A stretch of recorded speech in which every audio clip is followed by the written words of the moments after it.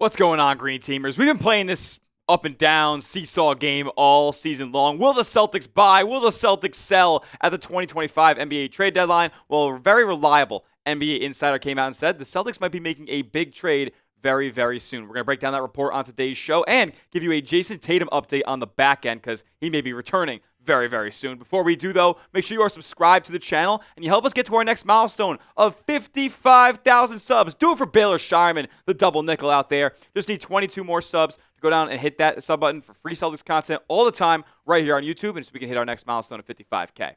All right, so we've been here, like I mentioned at the top of the show, the Celtics won't be buyers, right? They as of late, the reports have come out that they like Anfernee Simons. They like the way that he's been playing recently, and Joe Mazzulla has given him more liberty, more freedom, more minutes in the Celtics rotation. And what we've known all season, dating back to the summer, was that the only real big trade chip for Boston this year was Anfernee Simons' $27 million expiring contract. Well, according to Zach Lowe, that all might be back on the table for Boston as they are in the second seed in the Eastern Conference right now and probably view themselves as a real contender for the NBA title this season, especially once Tatum returns. Here's what Lowe had to say about the Celtics trade deadline pursuits. All the rumblings around the league is that Boston is now going to buy. I don't know how that works. I don't know if they can buy and cut their tax bill at the same time. The obvious place for them to buy would be up front, where they could use another legit front court player, but this team is clearly really good. Now, I think that last sentence there in the quote is something to note here. This team is clearly really, really good, so they may opt to not go after any sort of upgrade and interrupt the continuity that's going on with this team, the chemistry that has been building all season long. Look, the Celtics absolutely view themselves as contenders at this point. I mean, they're a couple of games, they're like a game and a half up on the Knicks now. They did just lose to the Pistons, which terrible. The officiating was terrible in that game, but is what it is. You couldn't convert the game winner. You lost by one. A lot of the Celtics losses recently have been very, very close, which has been frustrating, but they've been winning a lot of games, and now they feel like they can contend with really anybody in this league this season. So they feel themselves contenders, and what do contenders do around the trade deadline, especially if they have a couple holes in the roster? Well, they go out there and make a trade. They go out there and make an upgrade, and I think the Celtics should do that in the front court like Zach Lowe is alluding to.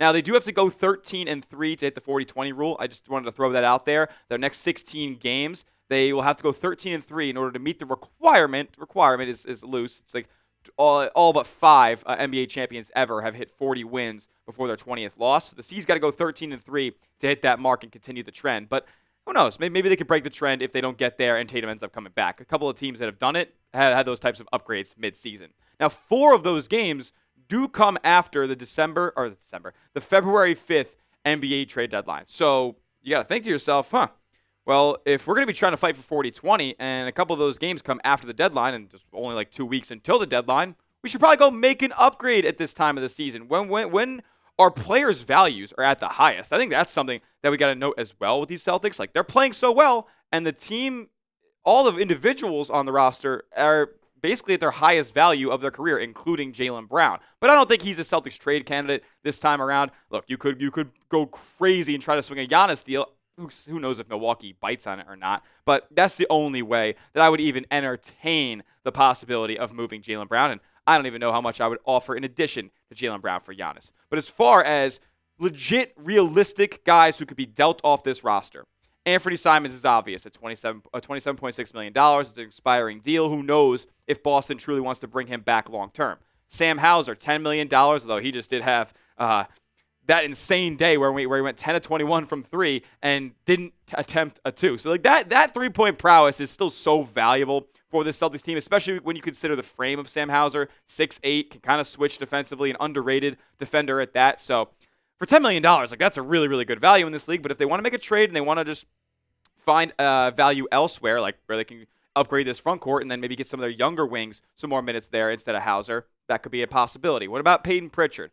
There's really not much interest from Boston's end, I would assume, in trading Peyton Pritchard. He's under contract for 2 more seasons after this, and it's at a similar number to the very, very team-friendly $7.2 million that he's making this season. So it would take a pretty big offer, something the Celtics really couldn't refuse to trade away Peyton Pritchard because it's just too good of value. He's having a better season than he did in his 6 Man of the Year campaign. And then everybody else who's paid less, which is like after Pritchard, the next salary is like $2.6 million. Like it's really nothing on the Celtics team. So anybody who's making close to vet minimum money or rookie deals, they're all on the trade block as well if a deal is to be struck.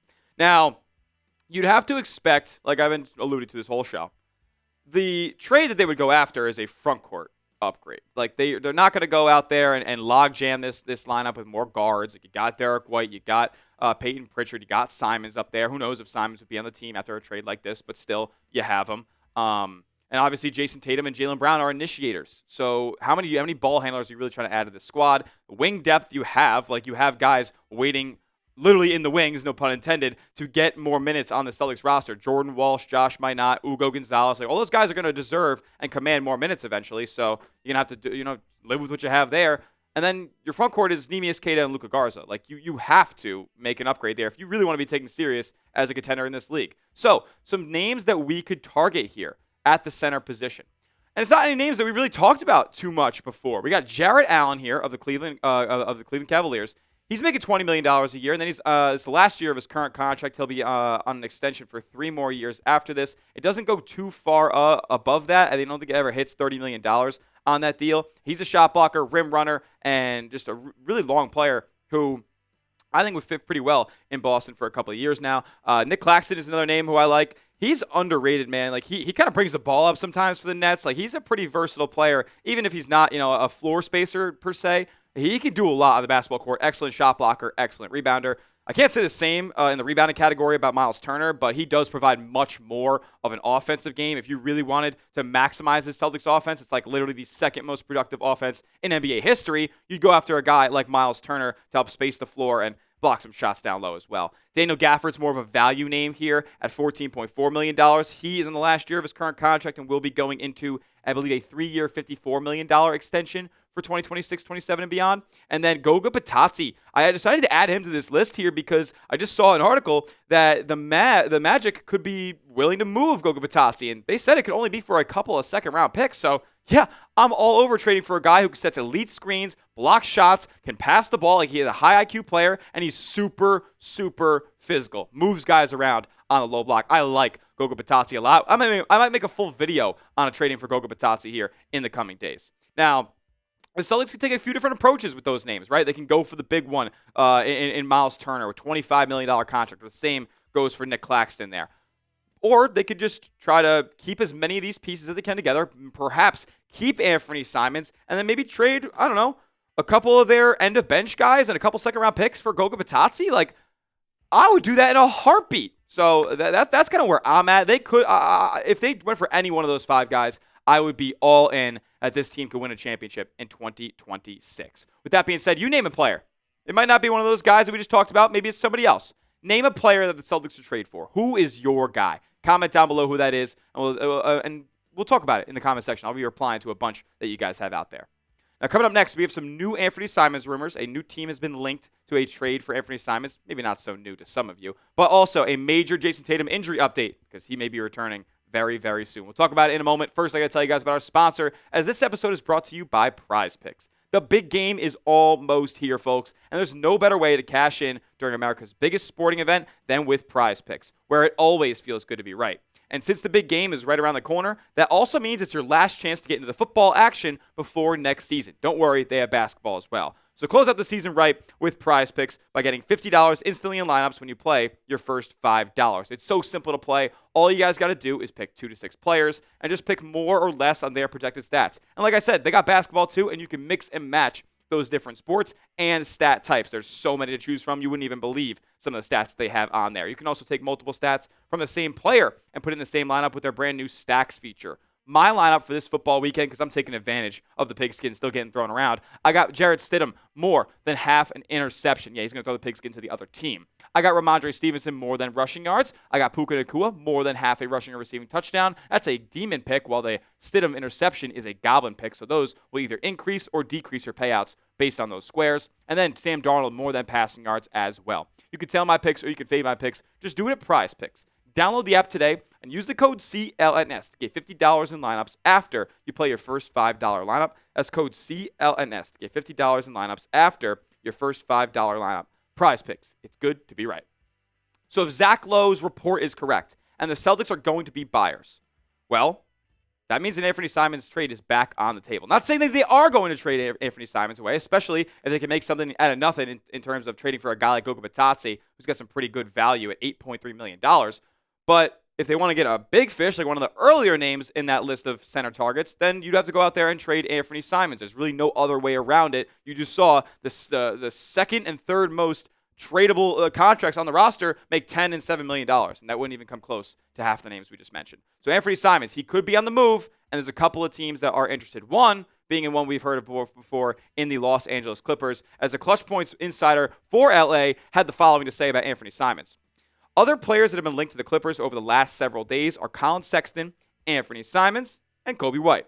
All three players on expiring contracts and are currently on teams that likely prefer to move them for the right price. Okay. For the right price is certainly key there, because I don't really think the Celtics are too much in the business of wanting to ship out, like shopping Anfernee Simons at this point. Not like they were in the offseason when they didn't even know what he could provide to this team yet.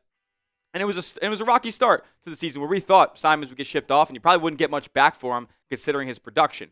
But his stock has been rising over the last few weeks, man. I mean, he's looking like a different player in the month of January. Shout out to that Miami Heat performance, too. A 40 ball for Anfernee Simons. This guy, he's finally showing us what he could be when he came to Boston here. And in the month of January, he's been that dude. 16 points per game, 3 assists, 3 rebounds. And look at the efficiencies, man. That's not a typo. I didn't copy and paste the 47.6. He's shooting 47.6% from 3 on volume. He shoots a lot of threes. And as a matter of fact, those percentages are so close because the full diet of his shot selection is 3-point shots. So for him to be shooting that high of a percentage and helping the Celtics win games, like he's actually contributing to winning, why would you want to trade a guy like that? Especially when you could probably extend him this summer for cheaper than he's making right now. Because I don't think these bag work, no defense guards are going to be commanding big contracts like they used to, like Anfernee Simons got on his last deal. So I think you can get him back for a decent value this summer, considering what he's doing for you right now. It would be cheaper, by the way, for the Clippers to go after one of Collin Sexton or Coby White. Like, I know Coby White's maybe a little bit younger, but I think across the league, people view Anfernee Simons as a better player. He clearly makes way more money. Coby White only makes like $12 million. Collin Sexton makes like around that as well. Maybe like it's like $18 million for Sexton or something. But both those guys would be way cheaper trade-wise to acquire than Anfernee Simons. Plus, you'd be dealing with, I guess you would be dealing with Danny Ainge and Austin Ainge over with the Utah Jazz. But I don't know, he's on the Hornets now. Yeah, Sexton's on the Hornets now. So you'd be dealing with the Hornets trading, and you'd be dealing with the Bulls. Two teams that are just easy to maneuver. They're easy to manipulate in trade talks. The Celtics, on the other hand, they're not. Like they're guys who keep things close to the chest. They don't like to show their cards ever really in these negotiations. So it would be much easier for them to go after one of those two names rather than Anfernee Simons. And the Celtics in this situation, if they were to be trading Simons to the Clippers, like they would be going after Zubats. And we've been hearing that with the Clippers' recent resurgence and them slowly climbing back up the Western Conference standings, that the trade for Zubats is kind of off of the market at this point. That's why I didn't put him in our list earlier, because I don't think it's that realistic anymore. So even though the Clippers want Anfernee Simons, tough shit. Like you're not getting him because you're not giving up Zubats, even if the Celtics give away a first-round pick, which would be very, very likely. Like if you trade Anfernee Simons for Zubats, not only do you clear a little bit of money, maybe you even get Chris Dunn back in the deal too, but you'd be absolutely sending away a first-round pick for a guy of that caliber. Zubats has proven himself to be a top 10 center in this league, bar none. You could stamp me on that. But the Clippers know that too, and they don't want to trade him at this point, given the way that they've been playing over the last few weeks. Look, I'll say this. Getting ousted as buyers by Zach Lowe, it does feel sketchy. Because what did I just say? The Celtics like to never show their cards. They like to keep things very, very close and not let a lot of this information get out to the public. Think about the Derek White trade and how little was spoken about that before it happened. Funny thing is, people reacted to it like it meant nothing. It has meant everything for the Boston Celtics. One of the greatest moves that Brad Stevens will ever make. But you never know what moves Boston's making. There's always these names that are linked to the team and stuff like that, and the C's never end up trading for them. It's been literally dozens, like maybe hundreds of players that I've spent my life fantasizing over being a Boston Celtic, and it never happens because they're the ones in the reports. It's always the deals that you never see coming with Boston. So I would push back on this buyer's sentiment being 100% fact. The Celtics could easily keep things even keel and not make any of these trades and just see what they have with Jayson Tatum returning back into the lineup after he's able to return. Okay, with that being said, what do you guys think? Should the Celtics trade Anfernee Simons? At this point, like given what he's done over the last 11 games in January, but also got to consider he makes a little bit of money and the Celtics could use an upgrade elsewhere. What do you guys think? Should the Celtics trade Anfernee Simons, type T for trade or type K for keep? I want to hear your thoughts in the comments section. We got an awesome Jayson Tatum update for you guys to close out today's show. This is chef's kiss. I cannot wait for Zero to get back out there on the basketball floor. It has been 8 months and 1 week since Jayson Tatum tore his Achilles tendon. Ruptured, as a matter of fact. But then he got that surgery 12 hours later. And he's been on the return trail for the past basically 6 months. Like we've been seeing clips in the gym. We've been seeing him in the weight room. We've been seeing him working out with Brad Stevens. And now, with the Celtics' recent trip to Detroit, we're seeing him work out in front of the media. Like, for real. This isn't a YouTube clip. These are real screenshots from media videos that were taken.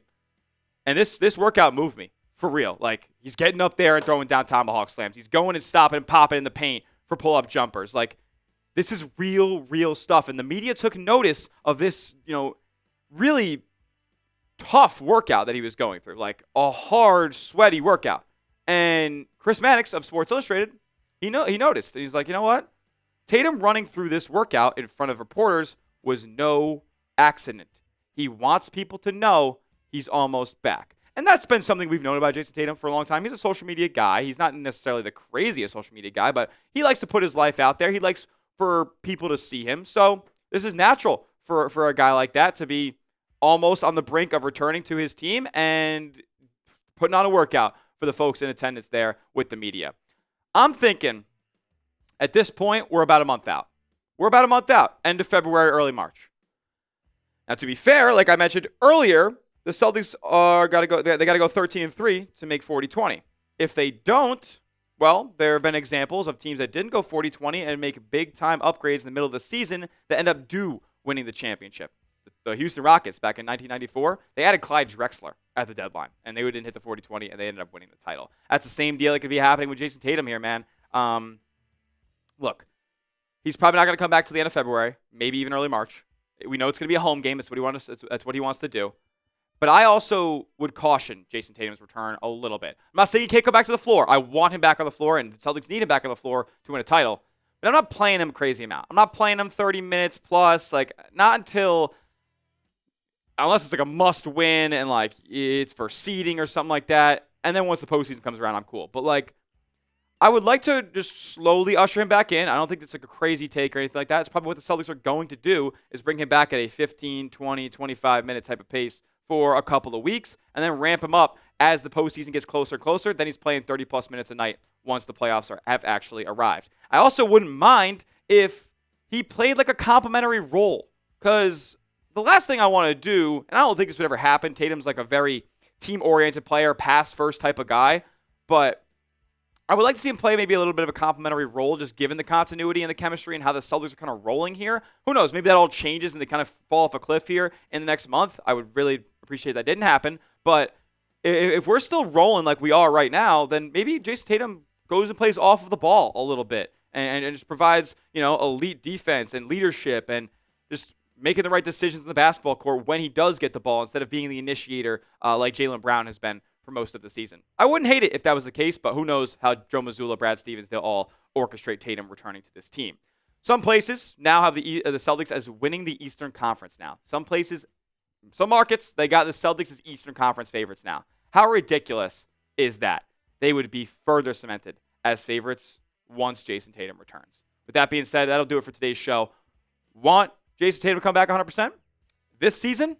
Do one thing for me, like today's video. Go down below, manifest good health and good vibes for our Boston Celtics and our guy number 0 down below. And that'll do it for today's show. Make sure you guys give me a follow over on Twitter at Tyler J. Smith, 2 H's because the name's common, but I am not. And make sure you subscribe to the channel as well. YouTube.com/Celtics TV for the latest and greatest on your C's all season long. We'll see you guys next time. And as always, let's go C's.